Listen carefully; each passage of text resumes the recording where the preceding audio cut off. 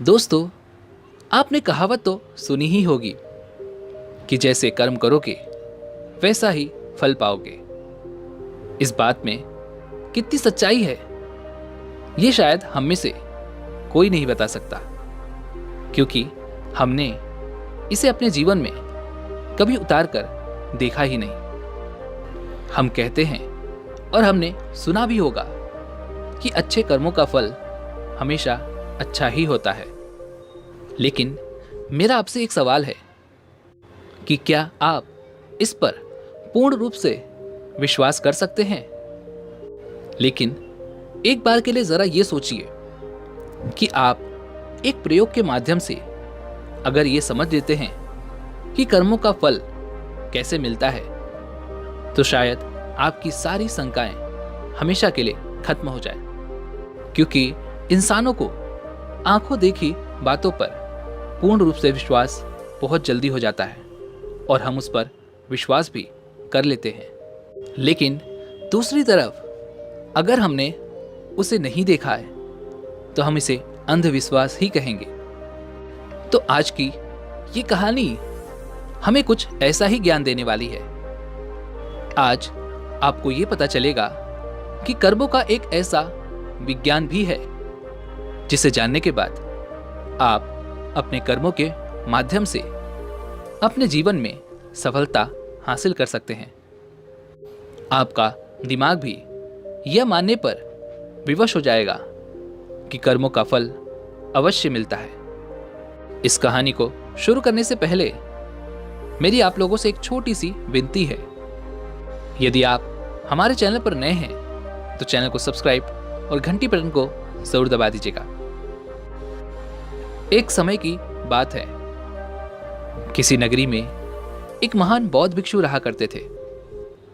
वह इतने ज्ञानी थे कि उन्हें आने वाला भविष्य भी दिखाई पड़ जाता था। वैसे तो उनके कई शिष्य थे, लेकिन उनका एक शिष्य जो अभी बिल्कुल नौजवान था, और वह बौद्ध भिक्षु जो कि अब बूढ़े हो चुके थे। वह बहुत ही ध्यानी व्यक्ति थे। जब वो ध्यान करने बैठते तो 2 से 3 दिनों तक वो लगातार ध्यान में ही लीन रहा करते थे, और इसी अवस्था में वो आने वाले भविष्य को भी देख लिया करते थे। एक दिन वो बौद्ध भिक्षु ध्यान में बैठे हुए थे। तभी उन्होंने देखा कि आज से 10वें दिन बाद उनका वह युवा शिष्य मृत्यु को प्राप्त हो जाएगा। यह भविष्य देखकर वह बौद्ध भिक्षु ध्यान से बाहर आए और उन्होंने तुरंत ही अपने उस युवा शिष्य को अपने पास बुलाया और उससे बड़े ही प्रेम से कहा, भंते, मैं तुम्हें अगले 9 दिनों तक की छुट्टी दे रहा हूं। इन 9 दिनों में तुम अपने घर जाओ और वहां पर सभी के साथ रह कर आओ। तुम सभी से अच्छे से मुलाकात कर लेना, सभी को प्यार देना। शिष्य ने जब अपने गुरु के मुख से यह बातें सुनी तो वह खुशी से उछल पड़ा। उसने अपने गुरुवर से कहा, हे गुरुदेव, आपको यह कैसे पता चला कि मेरा मन अपने घर वालों से मिलने का कर रहा है? कहीं आप मुझसे मजाक तो नहीं कर रहे?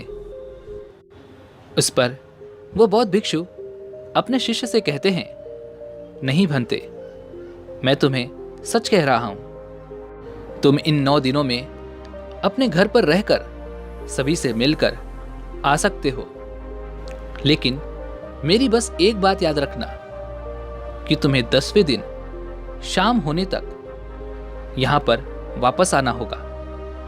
उस शिष्य ने हां में सर हिलाते हुए कहा, ठीक है गुरुदेव, मैं 10वें दिन यहां पर शाम तक वापस आ जाऊंगा, लेकिन आप भी अपना ख्याल रखिएगा, क्योंकि अब आप बूढ़े हो चुके हो और आश्रम का यदि कोई काम हो तो आप मेरे आने तक इंतज़ार कीजिएगा, उसे मेरे लिए छोड़ दीजिएगा।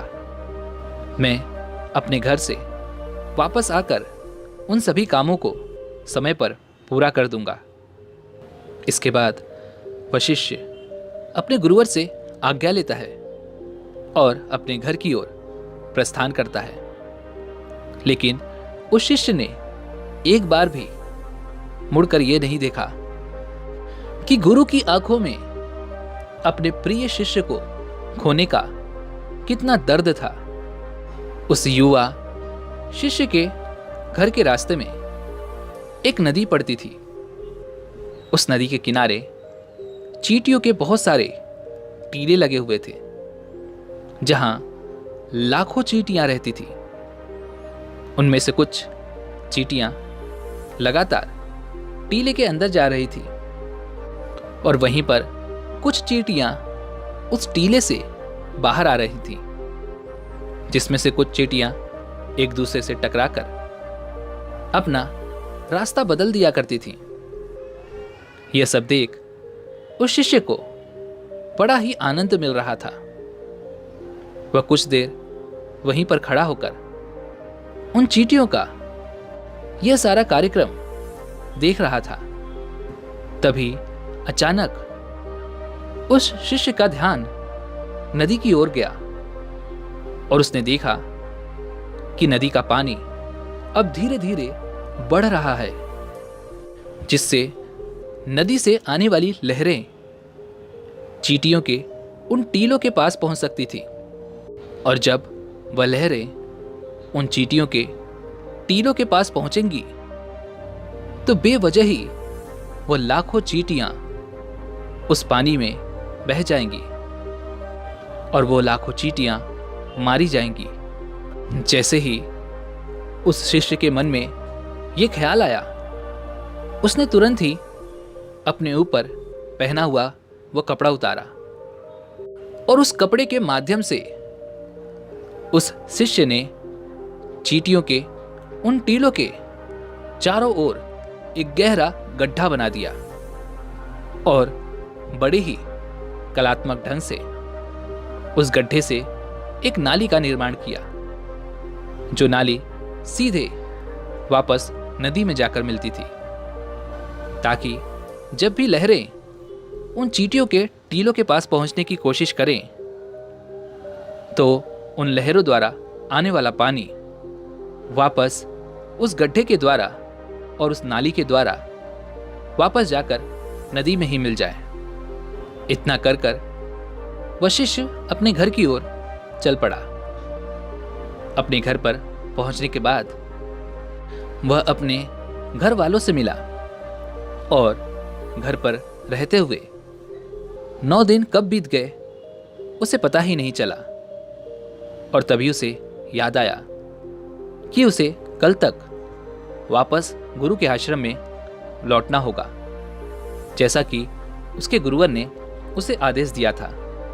उसने अगली सुबह ही आश्रम के लिए लौटने की तैयारी शुरू कर दी और जैसे ही सूरज की रोशनी दिखाई देने लगी, वह आश्रम की ओर निकल पड़ा।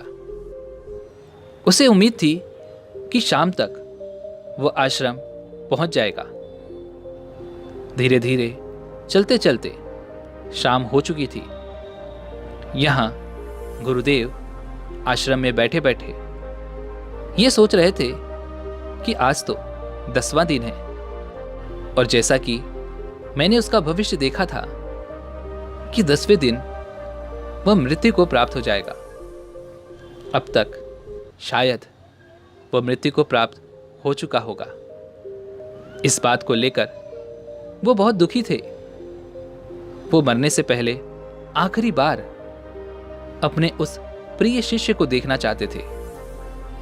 वह ये सोच ही रहे थे कि कम से कम आखिरी बार ही सही मैंने अपने प्रिय शिष्य का मुख तो देख लिया होता। वह इसी चिंता में बैठे हुए थे। वह यह सब सोच रहे थे। तभी अचानक दूर से उन्हें कोई आता हुआ दिखाई पड़ा। उन्होंने बड़े ही गौर से देखने की कोशिश की और जब उन्होंने देखा तो वे चौंक गए। उन्हें यह पता चल चुका था कि उनका शिष्य आश्रम वापस आ रहा है। गुरु से रहा नहीं गया। वे तुरंत अपने आसन से उठे और दौड़कर जाकर अपने उस शिष्य को गले से लगा लिया। लेकिन अभी भी वह अचंभित थे कि आज 10वां दिन होने के बाद भी उनका शिष्य जीवित कैसे है। वह यह सब कुछ जानना चाहते थे कि उनका देखा हुआ भविष्य कैसे गलत हो गया। उन्होंने अपने शिष्य से कहा कि जब तुम यहां से गए थे तो इन 10 दिनों में तुमने क्या क्या किया, मुझे बताओ। तब शिष्य ने चींटियों वाली वो कहानी अपने गुरुवर को सुनाई। कहानी सुनते ही उन गुरुवर को यह समझ में आ चुका था कि उनके इस शिष्य ने उन लाखों चींटियों की जान बचाई थी और इसी नेक काम के परिणाम स्वरूप उनके शिष्य को एक लंबा और खुशहाल भरा जीवन प्राप्त हुआ है। अपने प्रिय शिष्य के मुख से इन सारी बातों को सुनने के बाद गुरुवर के मुख से अनायास ही निकल पड़ा, कर्म लौटकर अवश्य आता है। शिष्य ने गुरु की इस बात को सुना, लेकिन वो इस बात को समझ नहीं पाया। इसलिए उस शिष्य ने अपने गुरुवर से पूछा कि आप क्या कह रहे हैं। तब उन गुरुवर ने अपने उस शिष्य को वह सारी बातें बता दी जो उन्होंने ध्यान में बैठे हुए देखी थी। जब शिष्य ने वह सारी बातें सुनी तो उसके मन में एक सवाल जगा।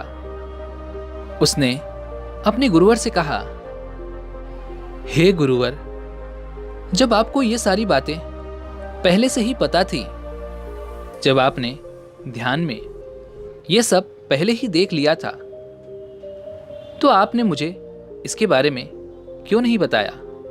जब आपको ये पता था कि कर्म इस तरह से काम करते हैं, तो आपने मुझसे पहले ही कोई अच्छा कर्म क्यों नहीं करवाया, ताकि मेरी आने वाली मृत्यु टल जाए। तो कृपा करके मुझे ये बताइए कि आपने ऐसा क्यों नहीं किया। मैंने तो अनजाने में ही उन चींटियों की मदद कर दी थी, जिसके परिणाम स्वरूप आज मैं आपके सामने जिंदा खड़ा हूं। लेकिन यह काम आप मुझे बताकर भी तो करवा सकते थे, तो फिर आपने ऐसा क्यों नहीं किया। इसके पीछे का क्या कारण है। अपने उस युवा शिष्य की इस बात को सुनकर वह गुरु मुस्कुराने लगे और कहते हैं कि भंते, यदि मैं तुम्हें इसके बारे में बता देता तो तुम्हारे मन में एक लालच होता और तुम अपना जीवन बचाने के लिए यह कर्म करते। लेकिन कर्म का असली अर्थ यह नहीं है, बल्कि जब हम किसी भी कर्म को बिना किसी लालच के, बिना कुछ पाने के स्वार्थ के करते हैं, उसी को असली कर्म कहा जाता है, जिसके क्रम में तुम्हारी कोई भी इच्छा जुड़ी नहीं होती। ऐसे काम बिना किसी इच्छा के किए जाते हैं और ऐसे ही कर्म फलीभूत होते हैं और इन्हीं को असली कर्म कहा जाता है। यदि मैं तुम्हें इसी कर्म को तुम्हारी मृत्यु को टालने के लिए करवाता, तो तुम्हारे अंदर यह लालच होता कि इस कर्म को करने के बाद तुम्हारी मृत्यु टल जाएगी। तुम अपनी जान बचाने के मकसद से इस कार्य को करते और तुम जब इस मकसद को पाने के लिए करते तो इसमें तुम्हारा लालच भी जुड़ा होता, जिसके परिणाम स्वरूप तुम्हें उस कर्म का पूरा लाभ नहीं मिलता। हम इंसानों के कर्मों का एक बहुत ही छोटा सा सिद्धांत है कि किसी भी कर्म को यदि आप बिना लालच के, बिना स्वार्थ के करते हैं तो वही असली कर्म कहलाता है। अर्थात आप किसी भी कर्म को पूरा मन लगाकर कीजिए, लेकिन उसके बदले में यह मत सोचिए कि उसका परिणाम क्या होगा, इसका फल हमें क्या मिलने वाला है। तुमने देखा होगा कि अक्सर जब कोई व्यक्ति दान करता है तो उसके साथ उसका मन भी जुड़ा होता है। वह दान करते वक्त यह सोच रहा होता है कि यदि मैं आज दान करूंगा तो भगवान मेरे साथ अवश्य ही अच्छा करेंगे, मुझे अच्छे फल मिलेंगे। और इसी तरह वह जिंदगी में बहुत सारे कर्म इसी तरीके से करता है, जिसके परिणाम स्वरूप हमें उस कर्म का पूरा लाभ नहीं मिल पाता और बाद में हम यह सोचते हैं कि हमने तो अच्छे कर्म किए थे, लेकिन उन कर्मों का कोई फायदा हमें नहीं मिला। कर्मों का सिद्धांत एक मिथ्या है, झूठ है। जरा आप खुद एक बार के लिए सोचिए, जब आप किसी मंदिर में जाते हैं तो आपके मन में कुछ न कुछ पाने की इच्छा अवश्य रहती है। आप सोचते हैं कि यदि मैं आज भगवान के सामने हाथ जोड़कर यह मांग लूंगा तो मुझे वो अवश्य मिलेगा। आज मैं भगवान की पूजा करूंगा तो इसका फल मुझे अवश्य ही अच्छा मिलेगा। जब आप मंदिर के अंदर जाते हैं, प्रार्थना करते हैं, अपने दोनों हाथ जोड़ते हैं, आंखें बंद करके भगवान को ध्यान करने की बजाय आप अपने मन में उन इच्छाओं का ध्यान रखते हैं, तो क्या आपकी यह प्रार्थना स्वीकार होती है? नहीं, क्योंकि प्रार्थना तो वही स्वीकार होती है जो मौन रूप से की जाती है, जिसमें आपके मन में कोई भी इच्छा ना हो। आप उस समय केवल पूरे मन से भगवान को धन्यवाद करते हैं उन सभी चीजों के लिए जो आज तक आपको भगवान ने दी हैं, और वो भी बिना किसी स्वार्थ के। ऐसी ही प्रार्थनाएं स्वीकार होती हैं। जब आप मंदिर में जाएं तो आपको एक भिखारी नहीं बल्कि एक राजा की तरह जाना चाहिए, ताकि आपके पास, आपके मन को यह लगे कि आपके पास वो सब कुछ है जो आपको भगवान ने दिया है, और उसके लिए आपको भगवान का धन्यवाद करना चाहिए। तभी आपकी प्रार्थना स्वीकार होगी। लेकिन ऐसा करना भी थोड़ा सा मुश्किल है, क्योंकि जब भी हम कोई भी काम करने की कोशिश करते हैं तो सबसे पहले हमारे मन में उसके फल की चिंता अवश्य होती है। आपके मन में यह सवाल भी अवश्य आएगा कि मैं ऐसा क्या काम करूं जिससे मैं अपना मनचाहा फल प्राप्त कर सकूं। इसलिए जब भी आप भगवान को ध्यान कर रहे हों तो अपने मन में कोई इच्छा ना रखें। अपने मन को मौन बनाने की कोशिश करें, अपने मन को शांत बनाएं और वर्तमान में रहकर बिना भविष्य की चिंता किए बस कर्म करते जाइए। पर याद रखिएगा कि उस कर्म को करने के पीछे आपका उद्देश्य अच्छा होना चाहिए। उसका फल आपको अवश्य ही अच्छा मिलेगा। और हाँ, ये भी याद जरूर रखिएगा कि यदि आप फल के बारे में ही सोचते रहते हैं तो आप एक न एक दिन गलत दिशा में फंस ही जाएंगे। हो सकता है कि आपके मन में अब यह सवाल आ रहा हो कि कोई दूसरा व्यक्ति आपका बुरा चाहता है। तो दोस्तों, यहां पर भागवत गीता में भगवान श्री कृष्ण ने कहा है कि कोई हमारा बुरा करना चाहता है तो ये उसके कर्मों में लिखा जाएगा। हम क्यों भला किसी का बुरा सोचकर अपने कर्म और अपने वक्त को खराब करें। अर्थात जो भी कर्म उसने किए हैं उसकी सजा उसे मिलेगी। आप अच्छी सोच रखिए, अच्छा उद्देश्य रखिए और अपने कर्म को करते जाइए, क्योंकि दोस्तों कर्म ही वो फसल है जिसे इंसान को हर हालत में काटना ही पड़ता है। इसलिए हमेशा अच्छे बीज बोएं ताकि फसल भी अच्छी हो। उम्मीद है कि आपने आज की इस वीडियो से ज़रूर कुछ न कुछ सीखा होगा। तो आज की इस वीडियो को लाइक और अपने दोस्तों के साथ शेयर ज़रूर कीजिएगा और हमें ऐसे ही सपोर्ट करने के लिए चैनल को सब्सक्राइब और घंटी बटन को ज़रूर दबा दीजिएगा। चलिए मिलते हैं ऐसी ही एक और वीडियो में, तब तक के लिए अपना ख्याल रखें। धन्यवाद।